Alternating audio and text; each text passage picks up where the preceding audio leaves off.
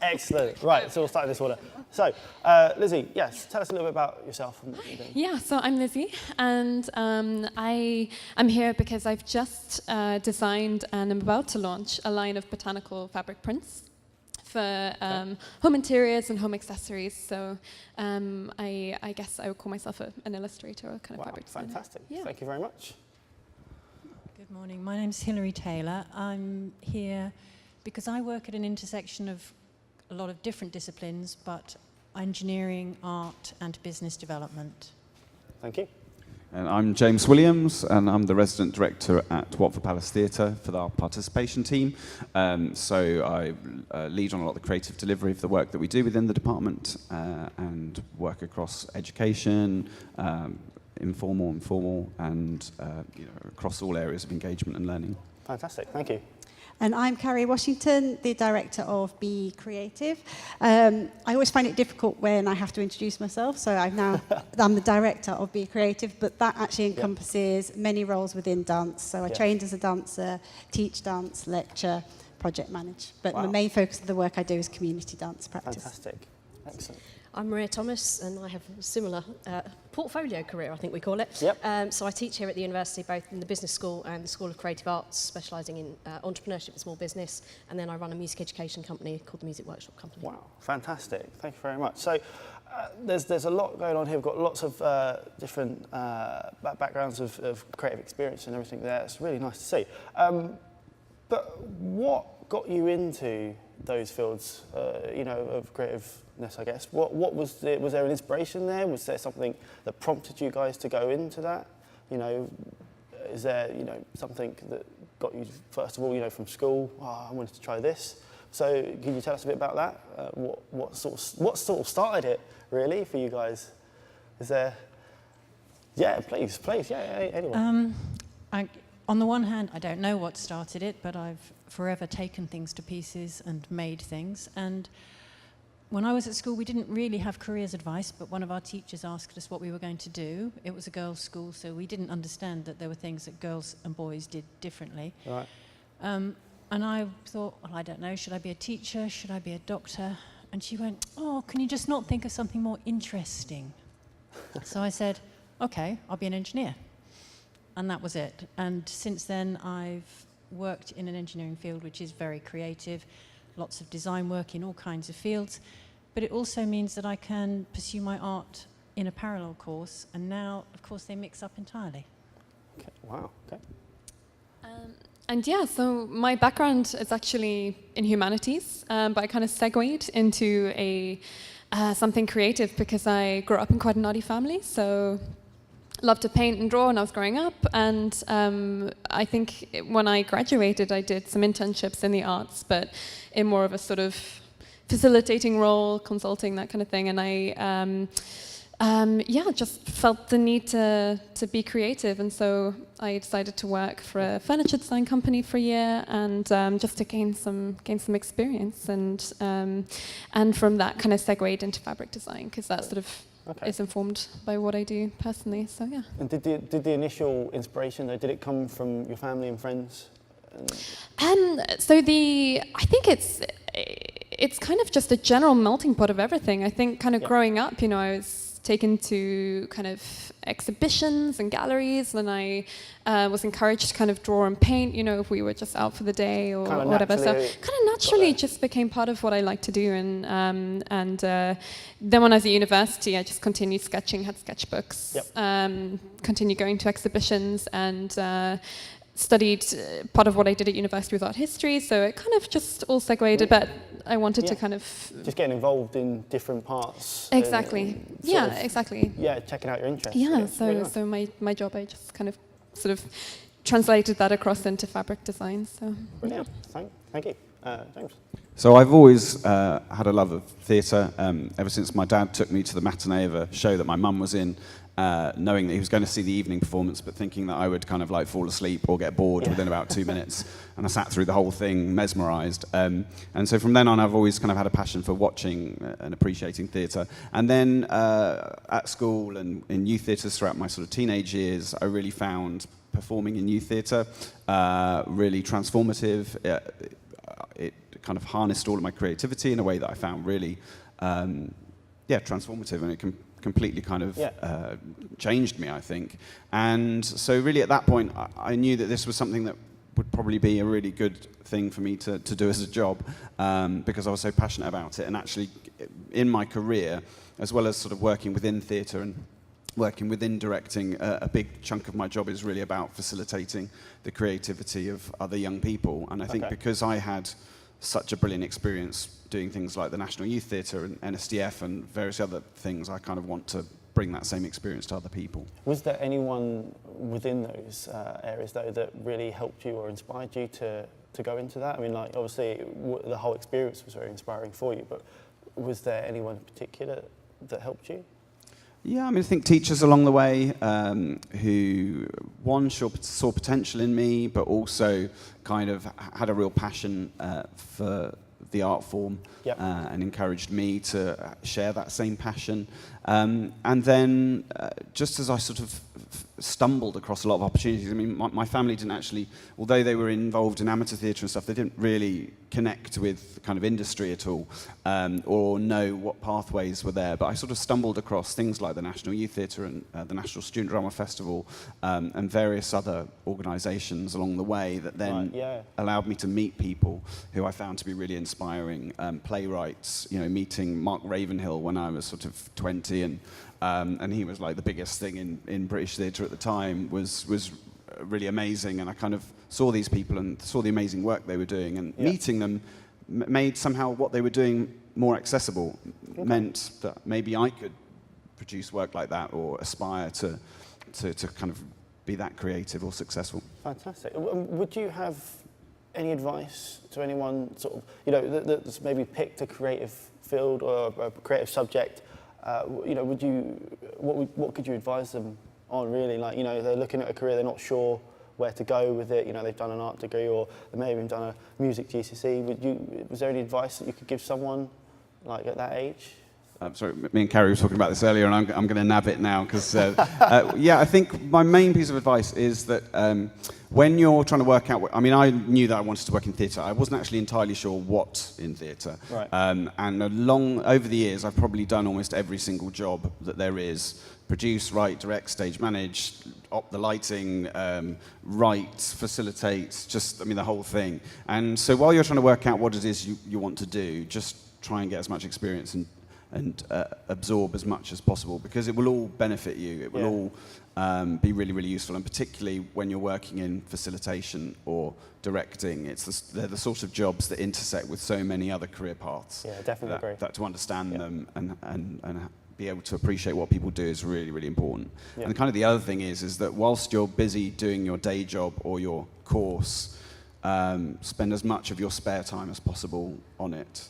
I mean, if it's the thing you love and it's the thing you're passionate about, it will probably be your day job, your hobby, what you do in your spare time, in your downtime, and I think that's more likely to lead to success. Yeah, no, I totally agree with you. I mean, I'm a music teacher myself. I'm a drummer. I teach drums, teach music. One of the things I was told at uni was just simply get involved. You know, if you're not involved, like you're saying, you know, you're not experiencing what it is that you may possibly want to do. It's like I knew I wanted to do music. I got involved with bands and writing and stuff like that, and it led me to teaching and performing and stuff like that. So that's very nice to see. Next. I'll go back to me, but just following on from that, I think the problem is when we talk about pathways that people think, okay, I want to be a performer, that is the direct route, but working at any of the creative industries, it doesn't. It zigzags, you cross, and I can be one thing one day or several things on one day. So getting as much experience in different ways just gives you opportunities to link into other projects. It might not be entirely what you want to do. So certainly when you're coming out of university, you might be doing like 30% of what you want to do, 70% of getting an income to pay rent and things. But gradually, as you sort of make those contacts, slowly evolves. That shifts the other way. So you might then be doing like 20% to get the income and 80% of what you love. So it's just that being aware that making the most of those different opportunities and jumping between. And I guess being patient. Yeah, and it's not a negative. It doesn't mean you haven't succeeded if you don't go straight into that performance or straight into that. It's a different form of success, that you're making a career for yourself in the creative industries, but it's not necessarily one straight pathway. Okay, thank you very much. So then I can go back to what I did. Yes, if you please like. do. Yeah, tell us. So Tell us your I inspiration. got into dance very much a traditional route, starting ballet, tap, modern at the age of 3. Found I was pretty good at it, so then ended up going through a vocational route. At the time I was training, a bit ago, there wasn't the youth dance sector that there is today that gives more opportunities within school. So actually the only way to progress at that time was to go off to do vocational training. So from the age of 11 I went off and did vocational dance training, which means some subjects are swapped for dance, so you're doing 2 or 3 sessions of dance on top of your academic studies in the day. Got to the age of 18 having finished that vocational training and sort of got to that, I haven't got a performance job, but I just guess I didn't have that career advice at the time. It said, it doesn't matter if you haven't got it now, keep going. So made a decision at that point to go and do a degree in dance. And then got more into contemporary because it was ballet, the route I'd gone. Got into contemporary and found how accessible and how people can get much more engaged through the contemporary and creative route. And I guess my family had more of a teaching background, so always quite interested in how you can get people involved in the wider impacts that dance can have on people. So that sort of became my passion and inspiration. That's really been involved in, getting other people, what James was saying, other people involved in the creative industries. So then I've always been sort of teaching, lecturing, performing a little bit here and there. Thank you very much. Yeah, thank you. I started music as soon as I could read, really. Both my parents are amateur musicians and music teachers, so I was surrounded by music education and going to concerts and putting on concerts from a very young age. I went to music college thinking I wanted to be a performer. Thinking about inspirations, I had a fantastic tutor at the time, Kate Buchanan, who worked in workshop skills and worked with the LPO and other orchestras. And that really, again, getting young people to be involved in music, even if they don't think of themselves as musicians, was something that really appealed. So I kind of decided I wanted to work with orchestras and with in education, but an opportunity came up to work at the Royal Opera House as an internship, which I took, which ended up being orchestral management and not education, so I did that for a while, which was amazing. But this idea of doing workshops was still kind of what I really wanted to do in education, so I left and set up a music workshop company. So the idea being that I have a network of musicians around the country, and most of our clients are schools, and we create projects for young people. So it might be linked to A-level, or this time of year it's like, we've done SATs, we've done GCSEs, let's just have some fun and explore different, explore samba or African drumming or songwriting. And kind of along the way, I've done various things in orchestral management, set up a chamber music festival, and then got involved with the university through a local network, and they needed somebody to teach arts marketing. And it was parallel to the music industry management course being run here, which has just celebrated its 10th year. Congratulations. Quite excited about that. And what's really interesting I find about the music industry management course is that the majority of the people who come on it are not musicians or would not describe themselves as musicians. They're just passionate about music and want to work in the industry. And so I think it doesn't necessarily matter what background you've got. So I was kind of brought up listening to music and going to concerts and opera from a very young age. But if you've got that passion, then I think, and I think the other thing is I haven't had a career path. I have no idea how I ended up teaching at a university. I don't know if anyone else is at that point going, how did this happen? But it's about taking any opportunity that comes in. So someone says, there's an internship at the Opera House, do you want to do it? Oh, I never thought I'd do that. Yeah, all right, I'll give that a go. Oh, there's an opportunity at the university. Yeah, okay, I'll do that. No, you don't turn down an opportunity, do you? You don't, you don't just know go where it's for going to it. lead. Yeah. And that's a nice thing to know. I mean, with my experiences, the places that I've been able to play, through just saying yes, it's been fantastic. The opportunities that come up. I was once asked to play a djembe, percussion. Didn't really know what for. Turns out it was Wembley Arena. So it was one of those things. It was just, this is a great experience. Never saying no to an opportunity. So I think a bit of a good bit of advice, I think. But that leads us on to the next sort of set of questions, really. Now, you've told us a bit about what you've done, your inspirations, and currently what you are doing now. But is there, a new challenge that you guys have maybe possibly set yourselves? Is there something that you've got planned for the future that you'd like to tell us about? Is there anything there that you guys have got in mind? I can see you nodding. Feel free to pick up the mic and.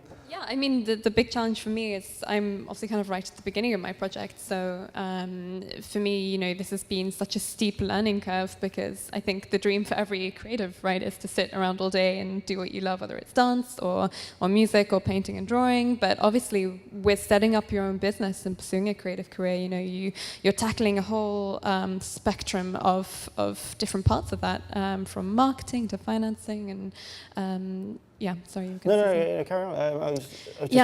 I was just going to say, sorry, like with all these things going on, these new things that you've got going on in your head, how easy or how difficult do you find that to manage? I mean, that goes to all of you guys. I mean, you know, you obviously have got new things sort of that you're thinking about.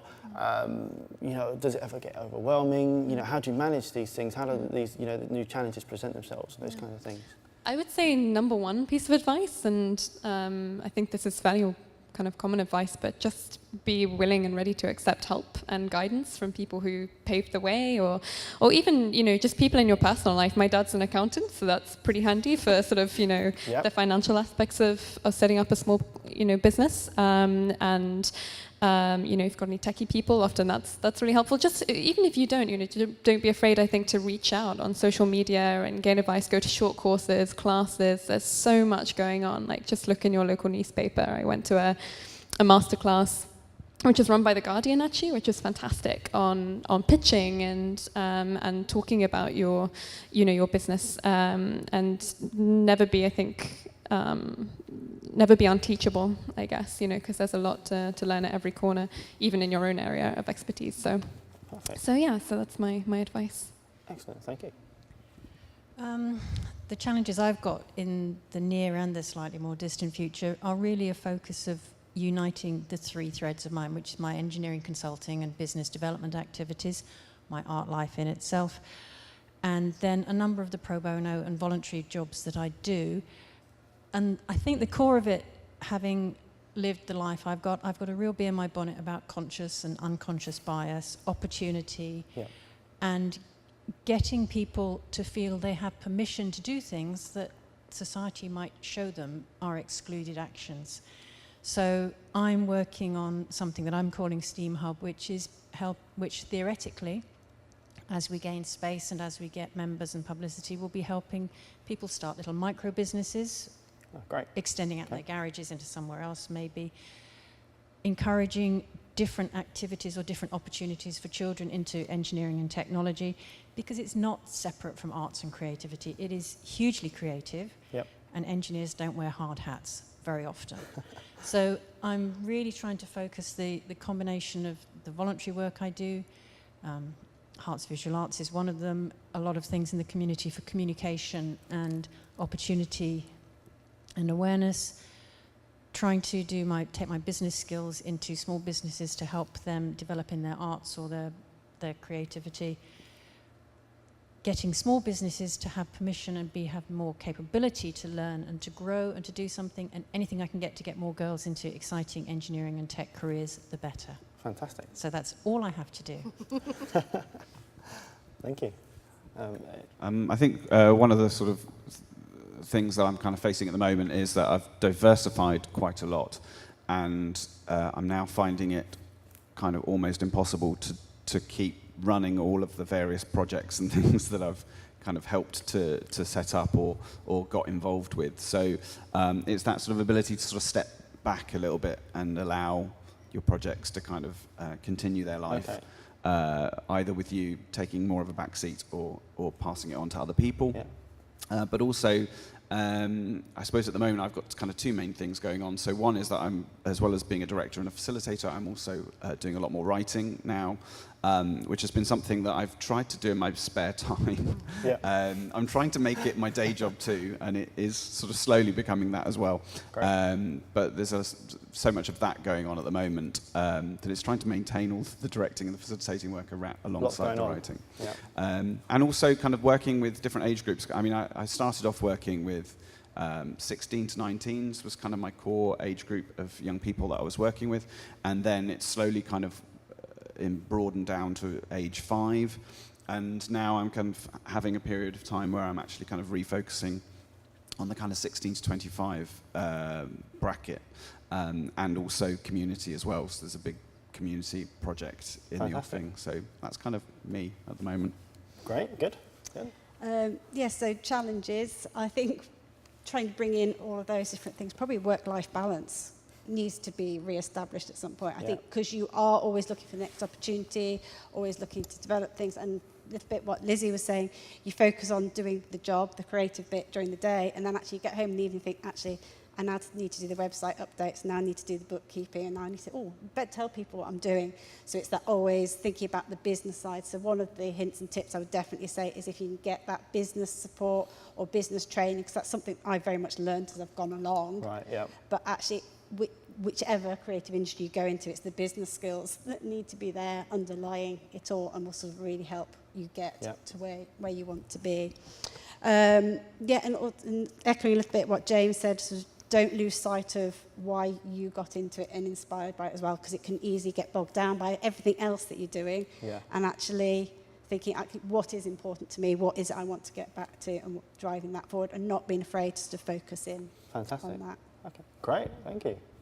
Yeah, I think there's a challenge when you particularly work in the arts and the creative industries where you're doing something that you love and it is your hobby and your passion, and hopefully you're living from it as well. And I think sometimes the challenge around that with work-life balance is that people who are not in those industries don't understand it. Yep. So, people are going, wait, don't you ever stop working? It's like, well, no, but that's not a bad thing because I love what I'm doing, so why would I want to stop, which I think is a challenge. The two things that I'm facing at the moment is my business is going to be 15 in September, so we're kind of looking at the future for that. And as I mentioned, the Music Industry Management Programme is 10 years old, so we've got what's called revalidation. So every 5 years we have to sit back and go, are we teaching what's current? And of course the challenge about the music industry is that so much has changed in the last 5 years. And changes very quickly. Very quickly. So the structures that we're putting in will allow us to be much more flexible in the future to address things like the change in how musicians make their income. And looking at streaming and is it good or bad, and all of those different things that are changing. So an exciting time. Brilliant. Okay, and that kind of brings us sort of to the end of the session. But just before you guys go, is there any quick tips or advice that you may give to anyone out there looking to sort of get into the creative fields that you're in at the moment? Well, we'll go this way. We'll start this way. I think I'm going to pick up something that Lizzie said, which is get help. There's loads of places that will help you. Hertfordshire is an amazing place to start a business. There are so many opportunities with Creative Hertfordshire, with Winter, with the university. The resources are there, and we're so close to London. As you say, The Guardian, Capital FM are running music management courses. There is help, and someone will help you. And particularly people who've been in industry before, pick up the phone and go, look, I really admire what you've done. Could I buy you a coffee and just have a chat to you about what you've done and what you've experienced? And people, 90% of the time, will be more than happy to do that. Brilliant. Thank you very much. And I'll pick up a little bit what you said about don't have to necessarily go through that traditional, I'm going to be a performer route, just being aware that at whatever age you start to get into dance, if you're inspired by dance and want to work in the dance industry, it doesn't have to be as a performer. I think of the 30,000 people employed in the dance sector, only 2,500 are actually performers. Right. The rest are teaching, managing, technicians and that side. So just, anybody can get involved if that's where their passion lies. Fantastic. Thank you. Yeah, I think I'd echo the comments about seeking out people and offering to buy a coffee. I mean, there's so many people who have careers similar to the ones that you might want to start creating that could give you some really handy hints as to where to look or where the opportunities might lie, that I could thoroughly recommend that. And also kind of as you're sort of working out who you are, do keep thinking about what sort of career you'd like, what sort of artist you'd like to be, and as you make those decisions, kind of see what's already out there. I mean, I'm always getting asked by actors, which drama school do I go to, or what pathway do I take to become an actor? And my first question is usually, well, what type of actor do you want to be? What sort of training do you want to have? And, go along to the theatres and see the work of the performance companies that you admire, and then ask them or look at their biog and see where they went or which path they took, because that can often be really, really helpful. And and just to echo again that it is very much a kind of zigzagging pathway more often than not. And you're free to change your mind in terms of what you do creatively, and inevitably within the creative arts, any creative job you've done up until that point will provide a brilliant foundation for the next step. So that'd be my advice. Thank you. I think I absolutely agree with everything that's gone before. A couple of extra points are, if you try something and you don't think it was that successful, it doesn't mean you shouldn't do it again. Yeah. Give it another go, have a think about it, because there's always something that you could learn, that you could do differently. Maybe you weren't ready, maybe there's some different circumstances, but give it a go again, because a bit like whatever your discipline or your art is, you didn't get there by waking up one morning and go, I can paint perfectly. Yeah. You did get there in a number of steps. Metaphorically, echoing the others, hold hands when you cross the road, because it's a big scary place out there, but just get on and do it. And don't listen to the people that tell you it can't be done and they know it can't be done, because the world is full of things that happen despite that. Yep. A long time ago, I was in China before they made mobile phones, and we were going around factories that were making washing machines, and they said, well, next year we'll be making 10 million mobile phones. And the people I was with were going, ha, ha, ha, ha. And the next year they were making 10 million mobile phones, because they just went, we're going to do it. And the very last thing is, if you've got a really, really tricky decision to make and you don't know what you're doing and you're spending your life working out in one way or the other, get a tuppenny coin. Heads is one part of the decision, tails is the other. Flick the coin. Whatever comes up, listen to that flash of what your brain has told you, because that's your decision. Brilliant. Brilliant. I like that. This is, I guess, fairly similar to what you were saying. I think don't be afraid to pivot. I think it's, on one hand, really important to take the time. I think if you're setting up a business and you're looking at the branding, the brand identity, where you want it to go, it's so often so difficult because there's so many things that inspire us, and it's hard to kind of pin down and focus on one thing. But I think, as you were saying, it's okay to test things out, and if they work, great. If they don't be afraid to kind of not be fickle and move from one thing to another, give things time, work hard at it, but also it's okay to think something's not working and move on and adjust it, so that's probably my advice. That's a nice way of thinking about it, and obviously thinking about it from my background is don't be afraid to fail. Making mistakes is all part of our development, I guess, as well. Sort of taking that from like, you guys have been doing this for a while now, and I can imagine you've all made a few mistakes here that have led you on to do something and have evolved and actually helped you out along the way, which has been really nice to see. Thank you for coming along. Really, really appreciate that. Thank you for taking part in this panel. So today's speakers will be available to speak. They will be at the Creative Hertfordshire table. That'll be right next to the network hub outside. You're welcome to sort of go over there and speak to them further about anything they've discussed today, or if you've got any other questions, please feel free to ask them at the table. Thank you very much, guys, for coming along. Thank you very much.